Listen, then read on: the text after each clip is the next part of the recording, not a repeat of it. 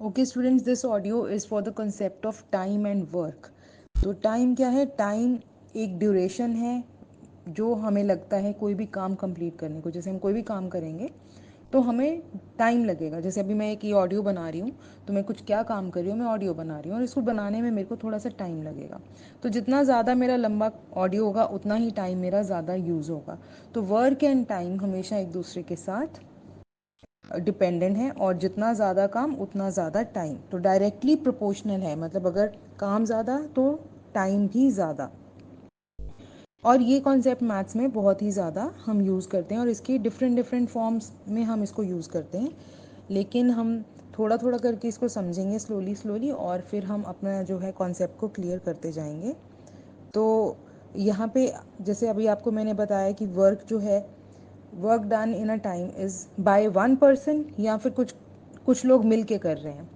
तो ये एक कॉन्सेप्ट रहेगा यहाँ पे हमारा। और वर्क वर्क कुछ भी हम मैथ्स में वर्क कुछ भी कह सकते हैं, चाहे खाना बनाना हो, चाहे पढ़ाई करना हो, या जैसे मैं अभी ऑडियो रिकॉर्ड कर रही हूँ तो कोई भी दीवार पेंट हो रही है या कुछ भी हो रहा है, जो भी काम किया जा रहा है दैट इज़ वर्क। और वर्क जो है या तो एक वर्क होगा या फिर वर्क कितना है। जैसे अगर एक किताब पढ़ी है इसका मतलब एक काम हुआ है। किताब यहाँ पे काम 1 यूनिट है, 1 पीस ऑफ वर्क, एक ही बुक का जिक्र है। लेकिन अगर किसी ने 2 किताबें पढ़ी हैं तो अब इसका काम क्या है कि उसने 2 किताबें पढ़ी हैं। तो ये थोड़ा सा मामूली सा डिफरेंस हमें समझ के चलना है जब हम अपने क्वेश्चंस को सॉल्व करेंगे। और इसके अलावा इस कॉन्सेप्ट को समझने के लिए कुछ एक इक्वेशंस हैं। इक्वेशंस क्या थी? जैसे हमारा एक लेफ्ट हैंड साइड और राइट हैंड साइड, जैसे 3+4 = 7, ये एक इक्वेशन है। दो चीज़ें मिलके हमें क्या आंसर दे रही हैं, इक्वल टू जब आ गया तो कुछ एक इक्वेशंस हैं, हम उनको इस्तेमाल करेंगे और उनको हमें रट्टा भी लगाना है। वो इक्वेशंस को अगर हम बैठ के सोचेंगे तो उनको समझने की कोशिश करेंगे, तभी भी आप देखेंगे कि बिल्कुल सही है, बहुत इजीली समझ भी आ जाती हैं। लेकिन टू स्टार्ट विद आप इनको बस अभी रट्टा लगा लो, बिकॉज टाइम पे हमें अपने एग्ज़ाम्स में आंसर्स देने होते हैं। तो जिस तरीके से आपने टेबल्स भी रट्टे लगाए हैं मल्टीप्लिकेशन के, हर बार हम मल्टीप्लाई नहीं करके देखते हैं, मतलब क्यों क्यों आया, किस लिए आया। हमें छोटे होते से या जब भी हम टेबल्स लर्न करते हैं तो हम रट लेते हैं। उसके बाद हमें कोई कुछ भी पूछे फटाफट से 5 9 दा, तो हमें पता है 5 9 = 45 एकदम से हमें, क्योंकि हमारे जहन में बैठ चुका है। इसी तरीके से आपको यहाँ पे कुछ फॉर्मूलाज हैं जो आपको रट लेने हैं एंड इसके बाद हम डिफरेंट टाइप ऑफ क्वेश्चंस इसके करेंगे। तो अब वर्क एंड टाइम के रिलेशनशिप जो है उसके बेस पे हम किस तरीके के क्वेश्चन सॉल्व करते हैं। या तो हमें पता पूछा जाएगा कि कितना टाइम लगा किसी इंसान को कुछ काम करने में, या फिर कुछ लोग जो मिलके एक काम को कितनी देर में ख़त्म कर रहे हैं, या फिर हमें ऐसे क्वेश्चंस आएंगे जहाँ हमें ये बताना होगा कि कितने लोगों ने मिलके कोई एक काम ख़त्म किया, या हमें कितने लोग चाहिए किसी एक काम को ख़त्म करने के लिए, या फिर किसी एक इंसान की एफिशिएंसी कितनी है काम में, या अगर 2 लोग हैं तो उनकी एफिशिएंसी के बेस पे कौन काम तेज़ी से कर रहा है, या फिर हम कितनी स्पीड से कोई काम कर रहे हैं और हम कंपैरिजन करते हैं एक ग्रुप्स का या लोगों का। तो कुछ एक तरह के अलग अलग टाइप के क्वेश्चंस इसमें आएंगे और उसके लिए हमें फार्मूलाज जो भी हैं उनको भी रट लेना चाहिए। तो एक फार्मूला जो है वो है आपका work done is equal to time taken into rate of work. तो ये इक्वेशन है जो इसमें लेफ्ट हैंड साइड और राइट हैंड साइड अगर आप देखें तो लेफ्ट हैंड साइड पे मैं आपको बोल रही हूँ वर्क डन मतलब काम किया, इट इज़ इक्वल टू किसके बराबर है, टाइम टेकन, कितना टाइम लगा उस काम को करने के लिए, multiplied by rate of work. अब ये एक स्टेटमेंट है और जैसे मैंने आपको, जब इसमें हम एलजेब्रा भी यूज़ करेंगे, एलजेब्रा का भी कॉन्सेप्ट क्लियर होगा। और जैसे जब एलजेब्रा किया था तो मैंने आपको बताया था, अब हम इक्वेशन में एलजेब्रा क्या है, हमें एक चीज़ ढूंढनी है, बाकी चीज़ें दी गई हैं। तो अब इसको अगर आप देखें, अगर वर्क डन आपको ढूंढना है तो आपको टाइम टेकन और रेट ऑफ वर्क दिया जाएगा। अगर आपको रेट ऑफ वर्क ढूंढना है तो आपको बाकी 2 चीज़ें पता होनी चाहिए होंगी, और जो चीज़ हमें ढूंढनी है उसको हमें इक्वल टू के एक तरफ रखना है, दूसरी वेरिएबल को या दूसरे नंबर को हमने इक्वल टू के दूसरी साइड ले जाना है। सो सपोज अगर मैंने बोला work done is equal to time taken to rate of work, और मैंने आपको बोला रेट ऑफ वर्क ढूंढो, और आपको वर्क डन भी बता दिया और टाइम टेकन भी बता दिया, तो अब आप क्या करोगे, अब टाइम टेकन को इक्वल टू के दूसरी तरफ ले जाओगे, ताकि जो चीज़ हमें ढूंढनी है, यहाँ पे क्या ढूंढनी है, रेट ऑफ वर्क। तो एक्स यहाँ पे क्या है, रेट ऑफ वर्क है, अज्ञात चीज़ है जिसे हमें ढूंढना है। तो जब हम टाइम टेकन को इक्वल टू के उधर लेके जाएंगे, तो जो हमने आपको कॉन्सेप्ट पहले हमने लर्न किया था फॉर्मूला, कि इक्वल टू को टापते ही मल्टीप्लाई में जो है वो डिवीजन में आ जाएगा, डिवीजन है वो मल्टीप्लिकेशन में कन्वर्ट हो जाएगा, अगर कुछ एडिशन में पड़ी है तो वो सब्ट्रैक्शन में होगी, सब्ट्रैक्शन है तो वो एडिशन में हो जाएगा। और यहाँ आप देखो एक ही साइन है, वो मल्टीप्लिकेशन का है, work done is equal to time taken into rate of work, तो मल्टीप्लाई का साइन है। अब अगर आप टाइम टेकन को इक्वल टू के उधर लेके जाओगे तो ये डिवीजन में चला जाएगा, फ्रैक्शन फॉर्म में देखेंगे तो ये डिनोमिनेटर बनेगा।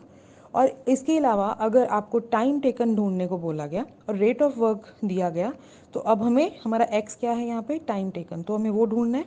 तो जब रेट ऑफ वर्क उधर जाएगा तो वो डिवीजन में चला जाएगा। तो हमारी तीन स्टेटमेंट्स, तीन इक्वेशंस बन रही हैं इसी एक इक्वेशन से। एक है, अगर हमें वर्क डन देखना है तो work done is equal to time taken multiplied by rate of work. Rate of work क्या है, rate of work is equal to work done divided by time taken. और टाइम टेकन क्या है, time taken क्या है, that is, excuse me, okay, time taken is equal to work done by rate of work done. अब यहाँ पे थोड़ा सा कन्फ्यूजन भी आपको लगेगा कि वर्क डन भी है, रेट ऑफ वर्क डन भी है। अब रेट ऑफ वर्क डन को हम समझ लेते हैं। रेट ऑफ वर्क डन को बारीकी से हम ये कहते हैं कि rate of work done is equal to एक यूनिट में किया गया काम, किसी भी एक यूनिट में। अब मैथ्स में टाइम के यूनिट्स कौन कौन से थे हमारे, जिसमें हम टाइम को नाप सकते हैं, और वो कहाँ से शुरू होते हैं, सेकंड से लेके आप मिनट में नाप सकते हो टाइम को, घंटों में नाप सकते हो, डेज में, वीक्स में, मंथ्स में, ईयर्स में। तो ये हैं सारे यूनिट्स। तो हम अब कोई भी काम है, हो सकता है कोई काम 2 दिन में ख़त्म हो रहा है, किसी काम को 4 महीने लग रहे हैं ख़त्म होने में। तो जिस भी यूनिट की बात हो रही है, तो उस यूनिट का, एक यूनिट का काम, एक दिन, अगर दिनों की बात हो रही है तो एक दिन का काम, that will be the rate of work. अगर महीनों में बात हो रही है तो एक महीने का काम। और इस केस में अगर मैं बोलूँ कि कोई स्टूडेंट है वो एक किताब को 5 दिन में ख़त्म कर रहा है, तो अब एक दिन में कितनी किताब ख़त्म की उसने, तो हम उसको बोलेंगे 1/5।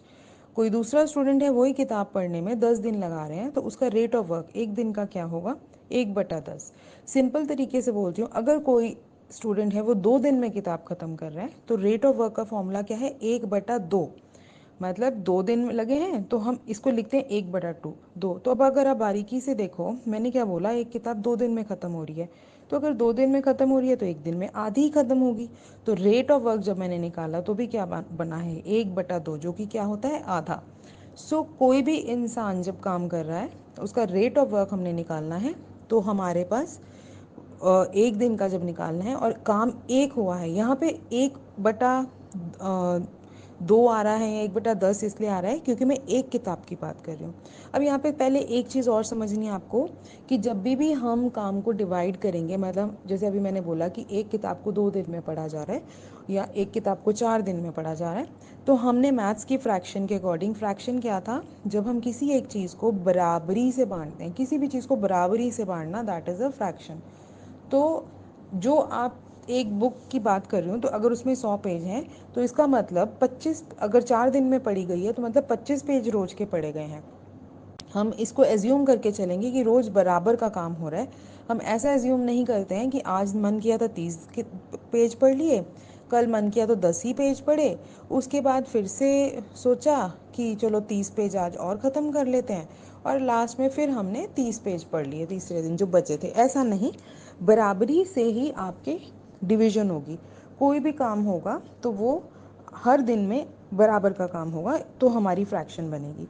तो सपोज़ अगर कोई भी काम है, एक दीवार है वो 5 दिन में पेंट हुई, तो मतलब वो हम ये एज्यूम करके चलेंगे कि हर दिन में उतना ही पेंट किया, पूरी दीवार को 5 हिस्सों में बांट के, 5 उसके खाने बना के, उसके बाद एक दिन में उतना ही हिस्सा, किसी भी दिन ज़्यादा पेंट नहीं हुआ है, रोज़ का बराबर पेंट होता है।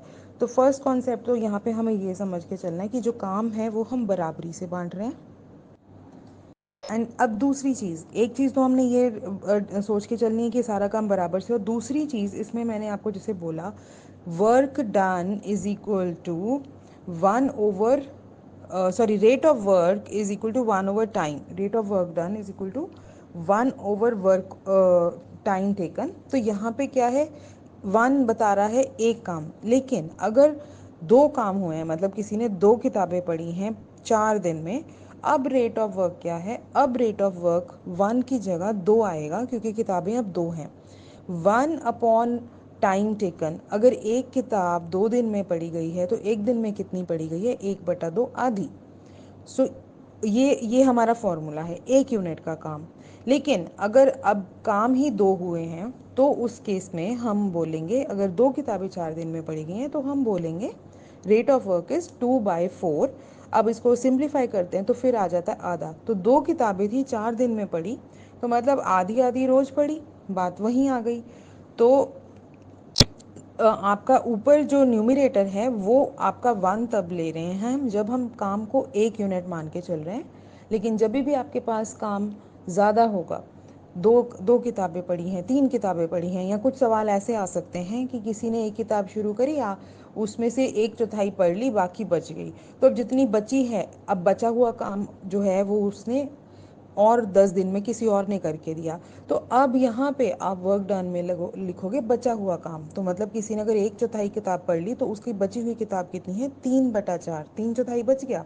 तो अब आपका जो वर्क बचा है जो करना है उसको, दैट इज़ 3/4, 1 की जगह 3/4 आ रहा है। तो ये थोड़ी थोड़ी बारीकियां हैं जो हम इनको समझेंगे अच्छे से। लेकिन अगर दोबारा से वापस समझाते हैं, जिस स्टेटमेंट से हम चले थे, that was work done is equal to time taken into rate of work. अब रेट ऑफ वर्क हमें पता लग गया। तो अगर अब हम और टाइम टेकन भी हमें पता लग गया है।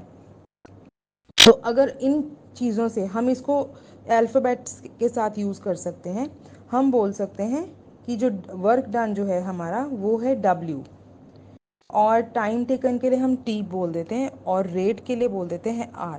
तो जब हम रेट फाइंड करते हैं, रेट ऑफ वर्क, तो rate of work is work done over time taken. अब इसी के विपरीत सिंपल टर्म है work done over time taken. लेकिन अभी मैंने आपको जैसे बोला, रेट ऑफ वर्क क्या है, 1 यूनिट का काम। तो 1 यूनिट में कितना काम, लेकिन उस केस में मैंने आपको सिंपल बोला कि स्टेटमेंट को आप ऐसे ले लो, rate of work is equal to 1 over time taken. लेकिन 1 क्या है, जैसे अभी पहले बताया, 1 है एक किताब, 1 यूनिट, एक काम, एक दीवार पेंट हुई, एक घर पेंट हुआ, एक सड़क बनी, ठीक है, या एक एक खाने का कुछ बना, एक मतलब 1 पीस ऑफ थिंग, एक रोटी बनी, कुछ भी, but that has to be 1। तो इसलिए हम वर्क डन की जगह पे हम 1 लिखते हैं। लेकिन अगर ज़्यादा काम रहता है तो हम वर्क डन की जगह जितने काम हुए हैं वो लिखेंगे, और जो हमारी स्टेटमेंट है यही रहेगी, सॉरी, इक्वेशन हमारी यही रहेगी। तो इसी को हमने, इन तीनों में से जो भी चीज़ हमें ढूंढनी है उसको हम एक तरफ रखेंगे, बाकी चीज़ों को हम उधर ले जाएंगे। ये फर्स्ट सिंपलेस्ट जो है आपकी इक्वेशन है। मैं कुछ एग्जांपल्स के साथ आपको अभी बता देती हूँ, उन एग्जांपल्स को आप सुनिए और देखिए कि क्या वेरिफिकेशंस हैं, क्या क्या इसमें वेरिएशंस, नॉट वेरिफिकेशंस, वेरिएशंस आती हैं आपके क्वेश्चंस में। और क्वेश्चंस करने से पहले हम कुछ एक चीज़ों की बात कर लेते हैं। तो अगर जैसे हमारे पास 2 लोग हैं, उनका आपको काम बताया गया है कि एक इंसान है ए जो काम करता है सपोज 10 दिनों में, और जो बी है वो काम करता है 20 दिनों में। तो क्वेश्चन कैसे आएंगे कि आपको दोनों का बताना है काम कितने दिन में होता है। ये सबसे सिंपलेस्ट फॉर्म ऑफ क्वेश्चंस हैं। और इनको करने के लिए हमें अगर बताना हो किसी भी इंसान का वर्क डन, तो जैसे अभी मैंने किया, रेट ऑफ वर्क डन किसी भी इंसान का बताना है तो 1 जितने भी दिनों में उसने काम किया है। अगर उसने 10 दिनों में काम किया है तो हम बोलेंगे उसका रेट ऑफ वर्क है 1/10। यहाँ भी एक काम की बात हो रही है। अगर उस इंसान ने 50 दिन में काम किया है तो हम बोलेंगे उसका रेट ऑफ वर्क है 1/15। और अगर हमें क्वेश्चन, जैसे मैं बता रही हूँ, सिंपलेस्ट क्वेश्चन आ रहे हैं, तो ये आपको याद रखना क्या इसमें क्या चलेगा, ट्रिक्स हैं या क्या स्टेप्स चलेंगे। आपको 2 लोगों के इस काम बता दिए या 3 लोगों के काम बता दिए, तो आपने सबका 1 दिन का काम निकाल लेना है, और उन सबके तीनों के काम को, या 2 जने या जितने भी लोगों को काम दिया गया है उन सबको जोड़ देना है, और फिर आपको ये आंसर मिल जाएगा कि इन लोगों ने मिल के कितने दिन में काम किया। अब यहाँ पे आपका जो डिनोमिनेटर आएगा आंसर में, क्योंकि work done is rate of work is equal to 1 over time taken. तो आप देखिए 1/टाइम, टाइम कहाँ पे आ रहा है, नीचे डिनोमिनेटर में आ रहा है टाइम। तो जो भी फिगर आपका डिनोमिनेटर में आएगा वही आपका टाइम होगा। तो सपोज अगर आपने पूरा आंसर सॉल्व किया और आपका रेट ऑफ वर्क जो है वो आ गया 1/5, तो कितना टाइम लगा है काम करने में, 5 दिन। अगर बाई चांस आपका स्टेटमेंट सब कुछ आपने कैलकुलेशन की और आपका आंसर आ गया कि 3 लोगों का काम मिलाया मैंने, एक बंदे ने 1/10, एक का रेट ऑफ वर्क 1/10 आया है, दूसरा का 1/20 आया है, तीसरा का सपोज 1/x कुछ भी आया है, और आपने जब उनको जोड़ा, आपने पूरा एलसीएम मेथड से जब जो हमने फ्रैक्शंस की एडिशन की थी उस हिसाब से हम सब सम को भी सॉल्व भी करेंगे। तो क्या हुआ, जो भी आपका आंसर आया वो आंसर क्या है, वो आंसर तो आया है आपका रेट ऑफ वर्क डन, लेकिन हमें पूछा क्या गया है, हमें पूछा गया है टाइम। और फिर हम अपने फॉर्मूला पे वापस जाते हैं जिसमें था rate of work is equal to 1/टाइम टेकन। तो अगर हमारा रेट ऑफ वर्क निकल के आया है 1/5, तो ऑब्वियसली फ्रैक्शन में टाइम कहाँ है, नीचे, मतलब हमारे कितने दिन लगे, 5। बाई चांस हमारा रेट ऑफ वर्क का फ्रैक्शन निकल के आ रहा है 2/5, 2/5, न्यूमरेटर में 2, डिनोमिनेटर में 5, उस केस में आपका टाइम क्या है, फिर आप इसका इन्वर्स कर देंगे। तो आपका रेसिप्रोकल, इसका रेसिप्रोकल करेंगे। रेसिप्रोकल क्या रहेगा, 5/2। और फिर अगर हम 5/2 को हम उसको सॉल्व करते हैं तो हमारा क्या आंसर आ जाता है, हमारा आ जाता है 2.5, मतलब 2.5 दिन, 2.5 दिन में काम ख़त्म हुआ है। तो ये है सबसे बेसिक क्वेश्चन। 3-4 लोगों का काम बता दिया कि एक इंसान इतने दिन में काम, मतलब सपोज एक दीवार ही है, एक पेंटर है, वो दीवार 5 दिन में पेंट कर रहा है, दूसरा पेंटर 7 दिन में कर रहा है, तीसरा पेंटर कह रहा है मैं 10 दिन में काम ख़त्म करूँगा और मेरे को काम जल्दी चाहिए, तो तीनों को इकट्ठे लगा दिया। तो उस केस में मैं उनका पर डे का काम निकाल लूँगी। तो तीनों को इकट्ठे लगाया तो तीनों ने मिलके एक दिन में कितना किया उसको जोड़ देंगे। उसको जोड़ के जो हमारा आंसर निकलेगा वहाँ से हमें पता लग जाएगा कि हमारा टोटल काम कितने दिन में ख़त्म हो रहा है। क्योंकि अगर आप सिंपली देखो, जब मैंने आपको बोला कि आप एक किताब 4 दिन में पढ़ते हो तो आप एक दिन में कितनी पढ़ते हो, तो 1/4, 4 दिन में तो पढ़ ही रहे थे। और 4 हमारा किस फॉर्म में आया, 1/4। तो डिनोमिनेटर में जो नंबर आया है तो वही तो नंबर है जितना हमें पूरा टाइम लगा किताब पढ़ने के लिए। तो इसी तरह से जब आपका आंसर आएगा तो जो डिनोमिनेटर में नंबर आएगा उतना ही टाइम होगा। अगर दिनों की बात है तो उतने दिन है, अगर घंटों की बात है तो उतने घंटे हैं, अगर सालों की बात है तो उतने साल हैं। जस्ट इन केस आपकी फ्रैक्शन में न्यूमरेटर में 1 नहीं आता, तब अगर आप, अभी भी हमने रेसिप्रोकल ही किया है उसका, मतलब 1/5 को हम रेसिप्रोकल करते हैं। अगर हमारी आंसर आता है 1/5 तो हम करते हैं 5/1, तो 1 नहीं लिखते, 5 डेज बोल देते हैं। लेकिन अभी जैसे मैंने बोला, सपोज आपका आंसर आ गया 2/5, तभी भी हमें फिर रेसिप्रोकल करना है। या तो आप आंसर को यहाँ भी छोड़ सकते हो कि number of days needed to complete the work is 5/2, या फिर आप इसको सॉल्व करके भी दे सकते हो, डिपेंडिंग। और अगर आपको मल्टीपल चॉइस क्वेश्चन आए तभी भी डिपेंड करता है कि आप कैसा वाला आंसर आया। अगर फ्रैक्शन ही आई है तो आप फ्रैक्शन ही सिलेक्ट करो, लेकिन अगर सपोज सॉल्व करके आई है फ्रैक्शन, फिर आपको उसको सॉल्व करके आपका आंसर निकालना होगा। तो चलो अभी एक एग्जांपल करते हैं। एक मेरे पास क्वेश्चन है कि कोई मतलब हम इसमें अल्फ़ाबेटिकल वो यूज़ कर रहे हैं। कोई बंदा एक्स है जो कोई एक piece of work, 1 piece of work, मतलब कोई भी एक काम का टुकड़ा, इसका इंग्लिश मीनिंग है, बट मतलब कहने का एक काम 30 दिन में करता है। दूसरा इंसान वाई वो कर सकता है 20 दिन में, और तीसरा इंसान जेड जो है वो करता है 24 दिन में। अब मैं अगर इन सबको इकट्ठे काम में लगाऊं तो ये लोग कितने दिन में काम ख़त्म करेंगे। तो क्या स्टेप्स हैं, पहले स्टेप में मैं हर इंसान का एक दिन का काम निकाल लूँगी। एक्स जो है वो 30 दिन में काम ख़त्म करता है, उसका पर डे का काम, रेट ऑफ वर्क क्या है, 1/30। वाई जो है वो 20 दिनों में काम ख़त्म करता है, उसका रेट ऑफ वर्क क्या है, 1/20। जेड जो है वो 24 डेज़ में काम ख़त्म करता है, उसका रेट ऑफ वर्क क्या है, 1/24। तो अब इकट्ठे इन तीनों को मैं अगर ऐड कर दूंगी एक दिन के काम, तीनों के एक दिन के काम को, तो मुझे तीनों का एक दिन का काम मिल जाएगा। तो मेरे पास अब क्या है, 1/30 प्लस 1/20 प्लस 1/24। तीन फ्रैक्शंस हैं, तीनों अनलाइक हैं। अनलाइक क्यों, क्योंकि इनका डिनोमिनेटर अलग है। तो मुझे अब क्या करना पड़ेगा, एलसीएम निकालना पड़ेगा। 30, 20, 24, इनका एलसीएम आएगा 120। तो मेरा 120 एलसीएम आ गया। अब वो मुझे डांस मस्त आता वाले स्टेप के साथ मैं न्यूमरेटर्स को ढूंढ लूँगी। तो पहला न्यूमरेटर 1/30, 30 से 120 को डिवाइड किया तो मेरा आंसर आ गया 4। तो पहला न्यूमरेटर क्या हो जाता है मेरा 4। उसके बाद नेक्स्ट फ्रैक्शन है 1/20, 20 से 120 को डिवाइड किया, आंसर आ गया 6। तो 6 को ऊपर लेके गए, 1 के साथ मल्टीप्लाई किया, नेक्स्ट न्यूमरेटर बन गया है 6। थर्ड जो है मेरा 24। तो 24 को जब मैंने 120 से डिवाइड किया, सॉरी मैंने बोला था 120 को जो मैंने 24 से डिवाइड किया तो मेरा आंसर आएगा 3। तो ऊपर आ गया 3, तो 4 + 6 + 3 आपका आंसर आ गया 13/120। सॉरी थोड़ी सी कुछ गलती हुई है मेरी कैलकुलेशन में। ये सॉरी मैंने किया था 120 को 24 से डिवाइड किया तो आंसर आया 5। तो अब मेरे पास न्यूमरेटर आ गया 5। तो टोटल मेरे पास क्या आ गया 4 + 6 + 5 15/120। और 15/120 इसको अगर मैं अब सॉल्व कर लेती हूँ, सिंप्लीफिकेशन करेंगे हम, तो आप देखिए ये जो है आपका 8 से भाग हो जाएगा, 1/8 आपका आ जाएगा। तो रेट ऑफ वर्क क्या आ गया 3 जनों का, हमारे पास आ गया 1/8।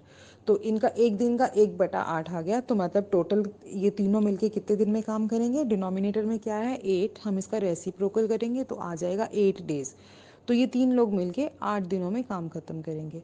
इसी तरह से सेकेंड टाइप ऑफ क्वेश्चन है कि M एंड N, ये 2 लोग हैं M और N, तो they can do a piece of work in 8 days, 8 दिन में काम ख़त्म करते हैं। और एक तीसरा बंदा है O जो कि 24 दिन में काम ख़त्म करता है। अब कितने दिन लगेंगे अगर ये तीनों इकट्ठा काम करें, तो अब हमें क्या पता है M और N मिल के जो काम करते हैं 8 दिनों में, तो इनका एक दिन का इनका रेट ऑफ वर्क क्या हुआ 1/8। और जो आपका O बंदा है वो 24 दिन लगाता है, तो उसका रेट ऑफ वर्क क्या है, एक दिन का काम कितना है उसका 1/24। तो अब हमें एक दिन का काम मिल गया हर एक का, इन दोनों का उन्होंने बोला उसका भी मिल गया। अब इन तीनों को मिला के काम करना है, तो तीनों को मिलाने के बजाय जब हमें काम करेंगे तो इनका जो है एक दिन का काम निकाल लेंगे। M एंड N मिलके करे थे 1/8 में, और O अकेला 1/24, दोनों को हमने ऐड कर दिया 1/8 + 1/24। इसको हम वही जैसे मैंने अभी ऊपर एलसीएम वाला मेथड किया उसके साथ अगर हम निकालेंगे तो फाइनल हमारा आंसर इसमें एडिशंस करके सिंप्लीफिकेशन करके आएगा 1/6। और 1/6 का हमें क्या करना है रेसिप्रोकल। तो हमारा जो नंबर ऑफ़ डेज़ हैं जिसमें ये तीनों मिलके अगर लग जाएंगे तो कितने दिन में काम ख़त्म हो रहा है 6 दिन में। अच्छा, अब इसमें एक चीज़ आपको और भी आ सकती है, जैसे आपको इक्वेशंस बनाना, जैसे एल्जेब्रिक एक्सप्रेशंस हम बना रहे थे। तो एक क्वेश्चन है कि अगर एक इंसान जो है वो x घंटे लगा रहा है एक दीवार को पेंट करने में, तो 1 घंटे में वो कितनी दीवार पेंट करेगा। यहाँ पे आपको सिर्फ एक्सप्रेशन देना है। तो अभी हमने किया था रेट ऑफ वर्क क्या होता है 1 घंटे में किया गया काम, और यहाँ पे भी वही पूछ रहे हैं कि 1 घंटे में कितना। तो यहाँ क्या पूछ रहे हैं 1 घंटा जब पूछ रहे हैं तो ए रेट ऑफ वर्क पूछ रहे हैं, और रेट ऑफ वर्क क्या था 1, क्योंकि यहाँ पे एक दीवार की बात हुई है तो वर्क डन कितना है 1, तो 1/, जितने घंटे दिए गए हैं। यहाँ पे घंटे नहीं दिए गए, यहाँ पे एल्जेब्रिक एक्सप्रेशन हमें लगाना पड़ेगा, क्योंकि उन्होंने बोला कि एक इंसान जो है वो x घंटे लगा रहा है एक दीवार पेंट करने में, तो 1 घंटे में वो कितनी पेंट करेगा। 1 घंटे का पूछा गया, मतलब रेट ऑफ वर्क पूछा गया। तो रेट ऑफ, अच्छा इसमें अभी पता नहीं मेरा रिकॉर्डिंग हुआ कि नहीं, I am seeing again. Algebraic expressions बनाने भी आ सकते हैं क्वेश्चंस में। तो एक क्वेश्चन ऐसा अगर आपको आ जाता है कि एक इंसान जो है वो x घंटे लगा रहा है दीवार पेंट करने में, 1 घंटे में कितनी बना पेंट करेगा, तो आपको क्या देना है, कुछ सॉल्व नहीं करना है, आपको एक एक्सप्रेशन बनाना है यहाँ पे। अब जब उन्होंने 1 घंटे का पूछा तो क्या पूछा, मतलब 1 यूनिट का पूछा, तो फिर क्या होता है 1 यूनिट का जब भी हमें काम निकालना है वो क्या है रेट ऑफ वर्क, और रेट ऑफ वर्क का क्या फॉर्मूला है 1/, या जितना भी काम किया गया ओवर टोटल टाइम टेकन। तो उन्होंने क्या बोला कि x घंटों में एक दीवार, तो काम कितना किया गया यहाँ पे एक दीवार, तो न्यूमिनेटर है 1 और डिनोमिनेटर क्या है x। तो आपका एक्सप्रेशन क्या बनेगा 1/x, 1/x। 1 is the numerator, x is the denominator.